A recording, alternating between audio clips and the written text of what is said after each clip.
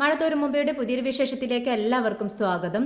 വൈജ കമലയോട് പറയുന്നുണ്ട്, ഞാൻ അലീനയ്ക്കിട്ടൊരു പണി കൊടുക്കാൻ വേണ്ടി തന്നെയാ അമ്മയും കൊണ്ട് ഇങ്ങോട്ടേക്ക് പോകുന്നത്. ഇത് കേട്ട് കമലം പറയുന്നുണ്ട്, അപ്പോൾ അലീന വന്നാൽ അവിടെ ഇരിക്കേണ്ടി വരുമോ, അതോ നീ ചാവി അവിടെ വെച്ചിട്ടുണ്ടോ?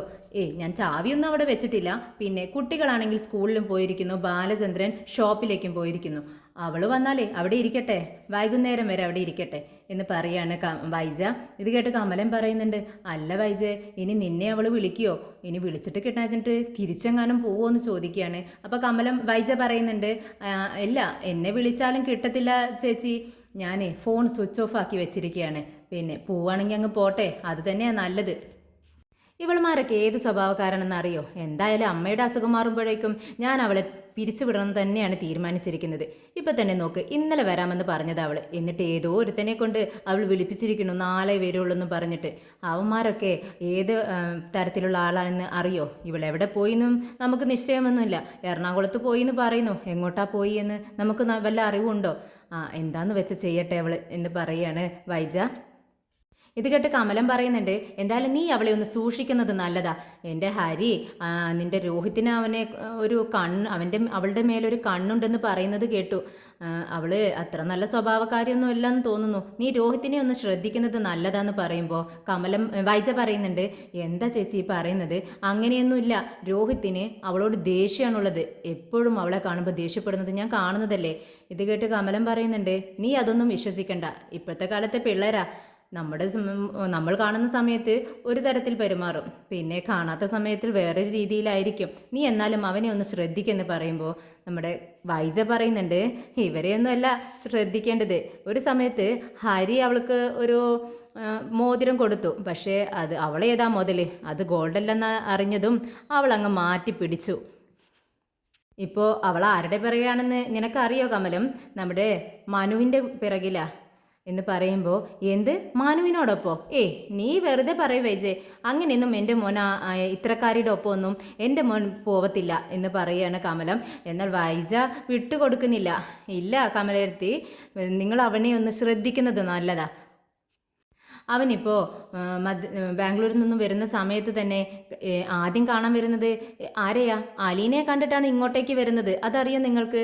ഉടനെ തന്നെ കമലം പറയുന്നുണ്ട്, അത് പിന്നെ അമ്മയെ കാണാൻ വേണ്ടി വരുന്നതല്ലേ, നീ അങ്ങനെയൊന്നും വിചാരിക്കണ്ട. പിന്നെ അവനിപ്പോൾ എറണാകുളത്തേക്ക് ജോലി മാറ്റം കിട്ടിയിരിക്കുന്നു. അപ്പോൾ വൈജ പറയുന്നുണ്ട്, അതെന്ന് ഞാൻ അറിഞ്ഞില്ലല്ലോ. ഓഹോ, അപ്പോൾ അവൻ എറണാകുളത്താണ്. അപ്പോൾ അലീനയും പോയിരിക്കുന്നത് എറണാകുളത്തേക്ക് തന്നെയാണ്. അപ്പോൾ ഇവർ രണ്ടാളും കൂടെ ഇനി ഒളിച്ചോടിയെന്നങ്ങനെ ആണോ ചേച്ചി എന്ന് ചോദിക്കുകയാണ്. ഇത് കേട്ടതും നമ്മുടെ കമലം പറയുന്നുണ്ട്, ദേ ഇല്ലാത്തത് പറയല്ലേ വൈജേ, എൻ്റെ മോനെ വകതിരിവുള്ള കൂട്ടത്തില എന്ന് പറയാണ്. അങ്ങനെ വൈകുന്നേരം വരെ അവിടെ ഇരിക്കുകയാണ് രണ്ടുപേരും. എന്നാൽ നമ്മുടെ അലീനയാണെങ്കിൽ ഉച്ച വരെ അവിടെ ഇരിക്കുന്നുണ്ട്. എവിടെയും അവർ വരുന്ന ഒരു ഇതുമില്ല, ആരെയും കാണുന്നില്ല. വീണ്ടും വീണ്ടും ഡോറിൽ പോയി തട്ടുന്നുണ്ട്, ആരും ഡോറ് തുറക്കുന്നുമില്ല. അപ്പോൾ അലീനയ്ക്ക് മനസ്സിലാവുന്നുണ്ട് ഇവിടെ ആരും തന്നെ ഇല്ല. ഇനിയിപ്പോൾ എന്ത് ചെയ്യുമെന്ന് വെച്ച് ഫോൺ ചെയ്യാമെന്ന് വിചാരിച്ച് ഫോൺ എടുത്ത് നോക്കുമ്പോൾ അതിൽ ചാർജും ഇല്ല. അപ്പോൾ പുറത്തേക്ക് ഇറങ്ങുകയാണ്, നല്ല വെയിലുണ്ട്. നമ്മുടെ ഡോക്ടറുടെ വീട്ടിൽ നിന്നാണെന്നുണ്ടെങ്കിൽ ആ പട്ടിക്കുട്ടി ഇങ്ങനെ കുരച്ചുകൊണ്ടേ ഇരിക്കുകയാണ്. അങ്ങനെ അലീന ബാഗൊക്കെ എടുത്തുകൊണ്ട് അവിടെ നിന്ന് ഇറങ്ങുവാണ്. എന്നിട്ട് മനസ്സിൽ വിചാരിക്കുന്നുണ്ട്, ഇവരിനിപ്പോൾ എവിടെ പോയിരിക്കും? വല്ല ടൂറെങ്ങാനും പോയിട്ടുണ്ടാവോ? എന്തായാലും പോയി നോക്കാം എന്നും പറഞ്ഞ് എങ്ങോട്ടൊന്നില്ലാതെ ഇങ്ങനെ പുറത്തേക്ക് ഇറങ്ങി നടക്കുന്ന സമയത്താണ് അലീനയ്ക്ക് പെട്ടെന്ന് എന്തായാലും ബാലചന്ദ്രൻ്റെ ഷോപ്പുണ്ടല്ലോ, ഷോപ്പ് അലീനയ്ക്ക് അറിയത്തില്ല എവിടെയാണെന്ന്, അതിൻ്റെ പേര് മാത്രമേ അറിയത്തുള്ളൂ. അങ്ങനെ ഒരു ഓട്ടോക്കാരനോട് ചോദിക്കുകയാണ് ഈ ഷോപ്പ് എവിടെയാണെന്നുള്ളത്. അങ്ങനെ അദ്ദേഹം പറഞ്ഞു കൊടുക്കുന്നുണ്ട്. അങ്ങനെ അലീന അങ്ങോട്ടേക്ക് പോവുകയാണ്, ബാലചന്ദ്രൻ്റെ ഷോപ്പിലേക്ക്. അവിടുത്തെ സെക്യൂരിറ്റിയോട് ചോദിക്കുന്നുണ്ട്, ബാലചന്ദ്രൻ സാർ ഇല്ലേ ഇവിടെ എന്ന് ചോദിക്കുമ്പോൾ, ഉണ്ടല്ലോ മോൾ അവിടെ ഇരിക്കുക, ഞാൻ വിളിക്കാമെന്ന് പറഞ്ഞുകൊണ്ട് സാറിനെ വിളിക്കുന്നുണ്ട്. അങ്ങനെ ബാലചന്ദ്രൻ അവരോട് അവിടെ ഇരിക്കാൻ പറയുകയാണ്. അങ്ങനെ ഇവിടെ വെയിറ്റ് ചെയ്യൂ, സാർ ഇങ്ങോട്ടേക്ക് വരുമെന്ന് പറയുകയാണ്. ബാലചന്ദ്രൻ അലീനയെ കണ്ടതും അങ്ങ് ഞെട്ടുന്നുണ്ട്. എന്താ അലീന ഇവിടെ എന്ന് ചോദിക്കുകയാണ്. സാറേ, ഞാൻ രാവിലെ വന്നതാണോ? പക്ഷേ അവിടെ ആരും വീട്ടിലില്ല സാർ, ആരെയും കാണുന്നില്ല, അതുകൊണ്ടാണ് ഞാൻ ഇങ്ങോട്ടേക്ക് വന്നതെന്ന് പറയുകയാണ്. അപ്പോൾ ബാലചന്ദ്രൻ പറയുന്നുണ്ട്, അവിടെ ആളുണ്ടല്ലോ, ഇന്ന് വൈജ ലീവാണ്, അമ്മയും കൊണ്ട് ഹോസ്പിറ്റലിൽ പോവാൻ. പക്ഷെ അവർ തിരിച്ചെത്തേണ്ട സമയം എപ്പോഴോ കഴിഞ്ഞു, നീ നേരെ നോക്കിയില്ലേ എന്ന് ചോദിക്കുകയാണ്. ഇല്ല സാർ, അവിടെ ആരുമില്ല, ഞാൻ ഒരുപാട് വിളിച്ചു നോക്കി. നീ എപ്പോഴാ വന്നതെന്ന് ചോദിക്കുമ്പോൾ ഞാൻ രാവിലെ 9 മണിക്ക് എത്തിയിരിക്കണു സാർ. അപ്പോൾ ഇത്രയും നേരം നീ അവിടെ ഇരിക്കുകയായിരുന്നോ? അതെ സാർ. നീ ഭക്ഷണം കഴിച്ചോ എന്ന് ചോദിക്കുകയാണ്. ഇല്ല സാർ, ഞാൻ ഭക്ഷണം കഴിച്ചിട്ടില്ല. അപ്പോൾ രാവിലെ നീ കഴിച്ചില്ല? ഇല്ല, ഞാൻ പെട്ടെന്ന് ഇങ്ങ് പോരുന്ന തിരക്കിൽ 9 മണിയാകുമ്പോഴേക്കും ഇവിടെ എത്താമെന്നുള്ള ഉദ്ദേശത്തിൽ ഞാൻ കഴിക്കാണ്ടാണ് വന്നതെന്ന് പറയാണ്.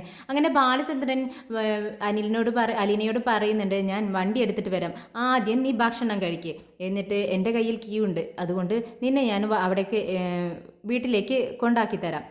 അപ്പോൾ ഭക്ഷണം കഴിച്ചിട്ട് പോയാൽ മതി. അവിടെ ഒറ്റയ്ക്ക് ഇരിക്കുന്ന സമയത്ത് വല്ല തലകറക്കം വന്നാൽ ആരും ഉണ്ടാവില്ല കൊണ്ടുപോകാൻ എന്ന് പറയാണ്.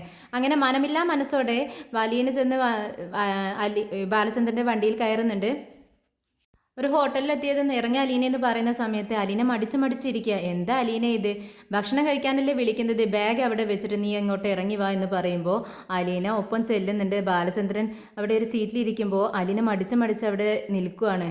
അപ്പോൾ ബാലചന്ദ്രൻ പറയുന്നുണ്ട്, എന്താ അലീനെ, ഇത് വീടല്ല, ഇവിടെ വൈജയില്ല, ഇതൊരു ഹോട്ടലാണ്, അയിത്തം കൽപ്പിക്കാൻ ഇത് വൈജയുടെ വീടല്ല, നീ അവിടെ ഇരിക്കുമെന്ന് നിർബന്ധിക്കുകയാണ്. അങ്ങനെ അലീന അവിടെ ഇരിക്കുന്നുണ്ട്. അങ്ങനെ ഓർഡർ ചെയ്യുന്നുണ്ട് ഭക്ഷണം. മീൻ പൊരിച്ചതും മീൻ കറിയും ഊണുമാണ് ഓർഡർ ചെയ്യുന്നത്. അങ്ങനെ അവർ കഴിച്ചുകൊണ്ടിരിക്കുന്ന സമയത്ത് നമ്മുടെ ബാലചന്ദ്രൻ പറയുന്നുണ്ട്, അല്ല ഇതെന്ത് പറ്റി, അവളെന്താ ഫോൺ എടുക്കാത്തത്? വൈജയ്ക്ക് ഞാൻ വിളിച്ചു നോക്കി, പക്ഷെ അവൾ ഫോൺ എടുക്കുന്നില്ലല്ലോ, എന്ത് പറ്റിയെന്ന് ഇങ്ങനെ പറയാണ്. അപ്പോൾ നമ്മുടെ ചാർജ് കഴിഞ്ഞിട്ടുണ്ടാവും, അതുകൊണ്ടായിരിക്കും എന്നിങ്ങനെ ബാലചന്ദ്രൻ പറയാണ്. അപ്പോൾ അലീന പറയുന്നുണ്ട്, സാറേ ചാർജ് കഴിഞ്ഞതുകൊണ്ടൊന്നുമല്ല, സ്വിച്ച് ഓഫ് ആക്കി വെച്ചിരിക്കുക തന്നെയാണ്, സാറിനൊന്നും മനസ്സിലായില്ലേ എന്ന് ചോദിക്കുകയാണ്.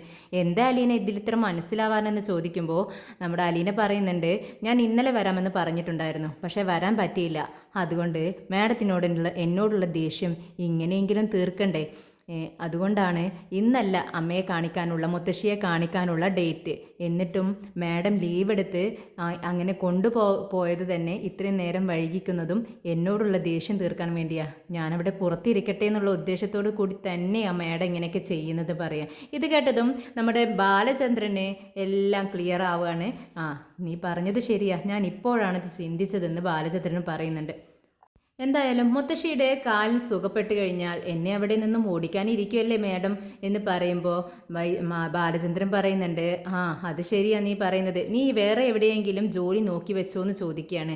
അപ്പോൾ അലീന പറയുന്നുണ്ട്, അത് നമ്മുടെ മാമച്ചായനോട് പറഞ്ഞു കഴിഞ്ഞാൽ എവിടെ വേണമെങ്കിലും എനിക്ക് ജോലി ശരിയാക്കി തരും, എനിക്ക് അങ്ങനെ ഒരു ഉറപ്പുണ്ടെന്ന് പറയുമ്പോൾ നീ പോകുന്നില്ലേ അലീനയെന്ന് ചോദിക്കുകയാണ്. അപ്പോൾ നമ്മുടെ ബാലചന്ദ്രൻ, ഇവിടെ നിനക്ക് അവളോട് വൈജയോട് ദേഷ്യം തോന്നണമെന്നില്ലേ എന്ന് ചോദിക്കുന്നുണ്ട്. അപ്പോൾ അലീന പറയുന്നുണ്ട്, ഇല്ല സർ, ആദ്യമൊക്കെ എനിക്ക് ദേഷ്യം തോന്നിയിരുന്നു, പക്ഷേ എനിക്കിപ്പോൾ അങ്ങനെ ഒരു വികാരമേ ഇല്ല, മാഡം എന്നോട് ദേഷ്യപ്പെടുന്ന സമയത്ത് എനിക്ക് സഹതാപം മാത്രമേ ഉള്ളൂ, എത്രയോ നല്ലൊരു വ്യക്തി സ്വയം ഇല്ലാതാവുന്നതാ പോലെയാണ് എനിക്ക് തോന്നിയിട്ടുള്ളത് എന്ന് പറയുന്നുണ്ട്. അത് കേട്ടിട്ട് നമ്മുടെ ബാലചന്ദ്രൻ ഇങ്ങനെ പുഞ്ചിരിച്ചിരിക്കുകയാണ്. എന്നാൽ ഇതെല്ലാം കണ്ടുകൊണ്ട് നമ്മളെ ബാലചന്ദ്രനെയും വൈജയന്തിയെയും അറിയാവുന്ന ഒരു സ്ത്രീ അങ്ങോട്ട് ഹോട്ടലിലേക്ക് കയറി വരുന്നുണ്ട്. ഇവർ രണ്ടുപേരെയും ഇങ്ങനെ മാറി മാറി നോക്കി പിറകിലിരിക്കുന്നുണ്ട്. എന്നാൽ ബാലചന്ദ്രൻ ഇത് കാണുന്നില്ല. അവരിങ്ങനെ ആലോചിച്ചിരിക്കുന്നുണ്ട്, ഇത് ആരായിരിക്കും എന്നുള്ള ഉദ്ദേശത്തിൽ എന്തോ ഒരു നോട്ടം നോക്കി, ഒരു ശരിയല്ലാത്ത നോട്ടം നോക്കി ഇങ്ങനെ ഇരിക്കുകയാണ്. എന്നാൽ നമ്മുടെ വൈജയന്തിയും അമ്മയും കൂടി ഇങ്ങനെ സംസാരിച്ചുകൊണ്ടിരിക്കുക. വൈജയന്തി ഒരു പേപ്പർ നോക്കിക്കൊണ്ടിരിക്കുന്നുണ്ട്. അപ്പോഴേക്കും കമലത്തിൻ്റെ മോൾ അങ്ങോട്ടേക്ക് വരുന്നുണ്ട്. വൈജയന്തിയോട് മാത്രം എപ്പോഴാണ് ആൻറ്റി വന്നതെന്ന് ചോദിച്ചുകൊണ്ട് മുകളിലേക്ക് കയറി പോകുന്നുണ്ട്. ഇത് കണ്ടിട്ട് അമ്മ പറയുന്നുണ്ട്, കണ്ടോ വൈജയ്, ഞാനിവിടെ ഇരിക്കുന്നുണ്ട്, എന്നിട്ട് മുത്തശ്ശിക്ക് സുഖമായോ, കാല് വയ്യായിക മാറിയോ, എപ്പോഴാ വന്നത് എന്ന് വല്ലതും അവൾ ചോദിച്ചോ എന്ന് ചോദിക്കുമ്പോൾ വൈജ പറയുന്നുണ്ട്, അതെ അമ്മേ, ഇപ്പോഴത്തെ കുട്ടികളൊക്കെ ഇങ്ങനെയാണ്, അതിനുള്ള വിവരമൊന്നും അവർക്കില്ല, അപ്പം എന്നോട് തന്നെ ഇന്ന് ലീവാണോ, എപ്പോഴാ പോവുക, ഭക്ഷണം കഴിച്ചോ എന്ന് വല്ലതും ചോദിച്ചോ അവളെന്ന് ചോദിക്കുകയാണ്. അങ്ങനെ അമ്മ പറയുന്നുണ്ട്, അതെ, എന്തിനാ വൈജയ് നീ എന്നെ ഇവിടെ ഇങ്ങനെ കൊണ്ടുവന്ന് ഇരുത്തിയിരിക്കുന്നത്, നമുക്ക് പോകണ്ടേ, നേരെ എത്രയായി, കുട്ടികൾ എത്തുമ്പോഴേക്കും നമുക്ക് അങ്ങോട്ടേക്ക് എത്തേണ്ടതല്ലേ, എന്താ ഇത്ര തിരക്ക്, നമ്മയുടെ വീട്ടിലേക്കല്ലേ വന്നിരിക്കുന്നത്, അമ്മ അവിടെ ഇരിക്ക്, കുറച്ച് കഴിഞ്ഞിട്ട് പോവാമെന്ന് പറയാണ്. അപ്പോൾ അമ്മയ്ക്ക് മനസ്സിലാവുന്നുണ്ട് കാര്യങ്ങളൊക്കെ. എന്നിട്ട് പറയുന്നുണ്ട്, അതെ, നീ എന്തിനാ എന്നെ ഇവിടെ പിടിച്ചിരുത്തിയിരിക്കുന്നത് ഇന്ന് എനിക്ക് നന്നായി മനസ്സിലാവുന്നുണ്ട്, നിന്റെ ലക്ഷ്യം എന്താണെന്നും എനിക്ക് അറിയാമെന്ന് പറയുമ്പോൾ വൈജ പറയുന്നുണ്ട്, അറിയാലോ, എന്നാൽ പിന്നെ മിണ്ടാതിരിക്കേ, എന്താടി നിന്റെ സ്വഭാവം എങ്ങനെയായി പോയത്, നീ പണ്ടൊക്കെ നല്ല സ്വഭാവമായിരുന്നു, എല്ലാവർക്കും ഒരുപാട് ഇഷ്ടമായിരുന്നു നിന്നോട്, പക്ഷേ നീ ആന്ധ്രയിൽ പോയി വന്നതിന് ശേഷമാണ് നിന്റെ എല്ലാ സ്വഭാവവും മാറിയത്, ഇതുപോലത്തെ ഒരു സ്വഭാവം നിനക്ക് വന്നത് അതുകൊണ്ട് മാത്രമാണ്. നീ അല്ല പോയതുപോലെയല്ലല്ലോ നീ തിരിച്ചു വന്നത് എന്ന് പറയാട്ടോ അമ്മ. അമ്മ ഈ പറയുന്നത് കേട്ടിട്ട് വൈജയ്ക്ക് വല്ലാതാവാണ്. നാലു പുറം നോക്കുന്നുണ്ട്. അമ്മ എന്തേ പറയുന്നത്? ആരെങ്കിലും കേൾക്കും. ആ കുട്ടികൾ അപ്പുറത്തുണ്ട്. അമ്മ ഒന്നും മിണ്ടാതിരിക്കുന്നുണ്ടോ എന്ന് ചോദിക്കുകയാണ്. അപ്പോൾ അമ്മ പറയുന്നുണ്ട്, അതെ നീ എന്നെ കൊണ്ട് ഇതെല്ലാം പറയിക്കുന്നതാണ്, അല്ലാതെ ഞാൻ വേണമെന്ന് വെച്ചിട്ട് പറയുന്നതല്ല എന്ന് പറഞ്ഞുകൊണ്ട് ദേഷ്യത്തോടെ മുഖം തിരിച്ചിരിക്കുകയാണ് അമ്മ.